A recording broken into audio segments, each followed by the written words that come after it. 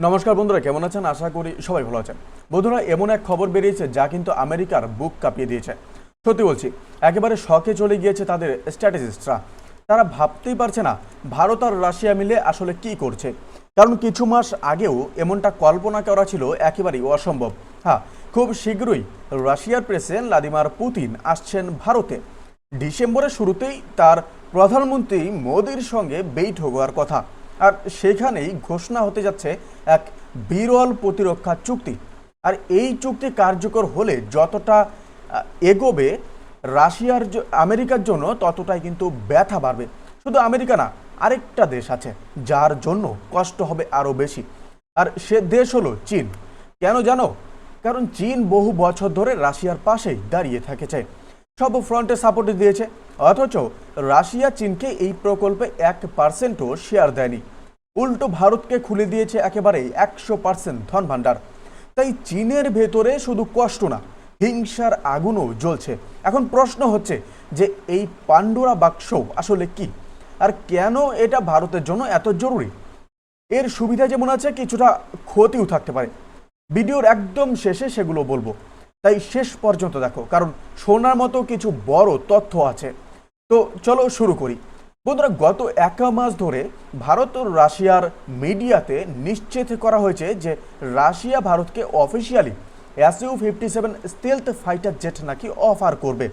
শুধু অফার নয়, ডিসেম্বরেই চুক্তি সই হওয়ার সম্ভাবনা রয়েছে। আর আলোচনা দ্রুত শেষ হলে ডিলও ফাইনাল হয়ে যাবে। রাশিয়া ইতিমধ্যেই জানিয়ে দিয়েছে এই জেটের 80 থেকে 90% টেকনোলজি নাকি ভারতকে দেওয়া হবে। এমনকি এর সোর্স কোডও নাকি শেয়ার করা হবে।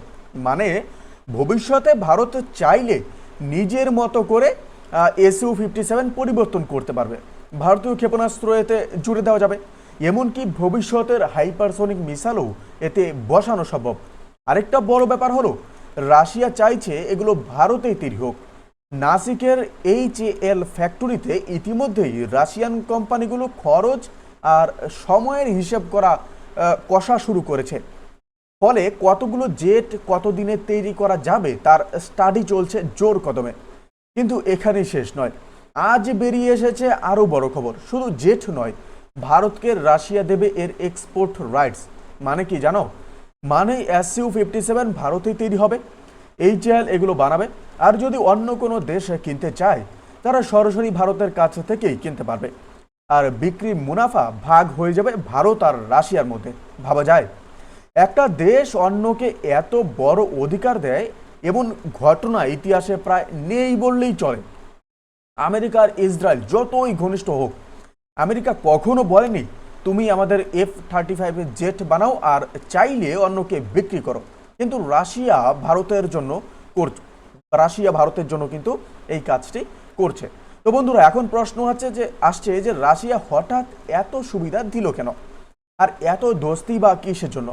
বন্ধুরা, এর পেছনে কিন্তু আসল কারণ হলো যে স্যাংশন বা নিষেধাজ্ঞা। দেখো, অনেক দেশ আসলে Su-57 কিনতে চায়। আফ্রিকার আলজেরিয়া ধরো, মরক্কো, মিশর, এগুলো কিন্তু আগেও কিন্তু অ্যাপ্লাই করেছিল এই Su-57 কিনতে। এমনকি আরও কয়েকটা দেশ আগ্রহী, কিন্তু শেষ মুহূর্তে তারা পিছু হটে যায়। কেন? কারণ আমেরিকা আর ইউরোপের কঠিন নিষেধাজ্ঞা। রাশিয়ার তৈরি অস্ত্র কিনলে পেমেন্ট করা যায় না। ছোট ছোট দেশগুলো একেবারেই আমেরিকার সুইফট ব্যাংকিং সিস্টেমের উপর নির্ভরশীল। তাই ইচ্ছে থাকলেও রাশিয়ার কাছ থেকে সরাসরি কেনা সম্ভবই হয় না। এখানেই রাশিয়ার মাথায় এলো শর্টকাট। তারা বলল, যদি ভারতকে এক্সপোর্ট রাইট দেওয়া হয় তাহলে সমস্যা মিটে যাবে। যেমনটা তেলের ক্ষেত্রে হচ্ছে, ক্রুড অয়েল কেনা হচ্ছে, কাঁচা ক্রুড অয়েল, আর সেখান থেকে রিফাইন করে কিন্তু বেচা হচ্ছে। এবার কিছু গুরুত্বপূর্ণ অংশ যেমন ইঞ্জিন বা ইলেকট্রনিক সিস্টেম রাশিয়ায় তৈরি হবে, আর বাকিটা ভারতেই বানানো হবে। তারপর ভারতে সেটি জোড়া লাগিয়ে অন্য দেশে বিক্রি করবে।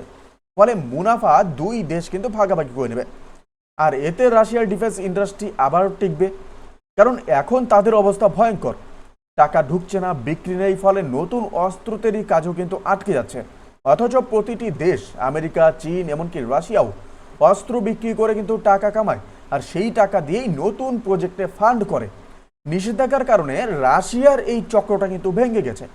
তাই তারা মরিয়া হয়ে নতুন পথ খুঁজছে। তুমি জানো, এরকম একটা মডেল কিন্তু আগেও হয়েছে। যেটা হচ্ছে ব্রাহ্মস মিসাইল। 100% ভারতীয় নয়, এটা ভারত ও রাশিয়ার যৌথ প্রকল্প। ফলে যখন ব্রাহ্মস বিক্রি হয়, মুনাফার অর্ধেক ভারত রাখে, অর্ধেক যে যায় রাশিয়ার পকেটে। কাজেই মডেলটা কিন্তু প্রমাণিত। এবার SU-57-এও একই ফর্মুলা চালাতে চাইছে রাশিয়া। কিন্তু এখানে কিন্তু ভারতের জন্য একটা ঝুঁকিও আছে। যেমন ব্রাহ্মস থাকায় ভারতের অন্য ক্ষেপণাস্ত্র বাজারে জায়গা পাচ্ছে না, তেমনি SU-57 রপ্তানি করতে গেলে হয়তো ভারতের নিজস্ব জেট তেজস কিংবা ভবিষ্যতের এমকা বিক্রি করা মুশকিল হবে। অথচ এমকাই হলো ভারতের সবচেয়ে বড় আশা, কারণ এটি হবে আমাদের কিন্তু নিজস্ব স্টেলথ ফাইটার। এবার পরিকল্পনা হলো যে ভারতের এয়ারফোর্স ব্যবহার করবে আসল ভার্সন, আর একটু হালকা ভেরিয়েন্ট বানিয়ে আমরা বিশ্ববাজারে বিক্রি করব। এতে কোটি কোটি ডলার কিন্তু লাভ হতে পারে। যদি এবার SU-57 এক্সপোর্টে খুব বেশি জড়িয়ে যায়, তাহলে কিন্তু এমকা প্রকল্প ক্ষতিগ্রস্ত হওয়ার আশঙ্কা আছে। অনেক ডিফেন্স বিশ্লেষক তাই বলছেন যে বর্তমানে অল্প কিছু SU-57 কেনা হোক, এতে অন্তত আগামী 5 থেকে 6 বছর চীনের স্টেলথ জেটের মোকাবেলা করা যাবে। আর এর মধ্যে আমাদের নিজের এমকা তৈরি হয়ে যাবে, তখন সেটাকে কিন্তু বিশ্বের সামনে তুলে ধরতে হবে। তবে এর মানে এই নয় যে রাশিয়ার সব অফার এড়িয়ে যেতে হবে, বরং অন্য কিছু সুযোগ রয়েছে, যেমন S-500 মিসাইল সিস্টেমের প্রযুক্তি ট্রান্সফার কিংবা জেট ইঞ্জিন টেকনোলজি। এগুলো ভারত যদি হাতের মুঠোয় নিতে পারে, তাহলে আমাদের প্রতিরক্ষা শক্তি কিন্তু অনেক গুণ বাড়বে। বিশেষ করে ইঞ্জিনের ক্ষেত্রে আমরা সবসময় পিছিয়ে আছি, সেখানে রাশিয়া সত্যি সাহায্য করতে পারবে। তাই বন্ধুরা, শেষ কথা হলো যে SU-57-এর অফার লোভনীয় হলেও এখানে কিন্তু সাবধানে এগোনোই দরকার। আপাতত সীমিত পরিমাণ কেনা উচিত, আর বাকি দিকে ফোকাস রাখতে হবে আমাদের নিজস্ব প্রজেক্টে। তাহলে বন্ধুরা, এখন প্রশ্ন রইল আপনাদের কাছে, আপনারা কি মনে করেন, ভারত কি SU-57 ডিল পুরোপুরি নেওয়া উচিত, নাকি শুধু কিছু জেট কিনে নিজেদের এমকা প্রজেক্টে জোর দেওয়া উচিত? কমেন্টে লিখে জানাও তোমাদের মতামত। ধন্যবাদ ভিডিওটি শেষ পর্যন্ত দেখার জন্য।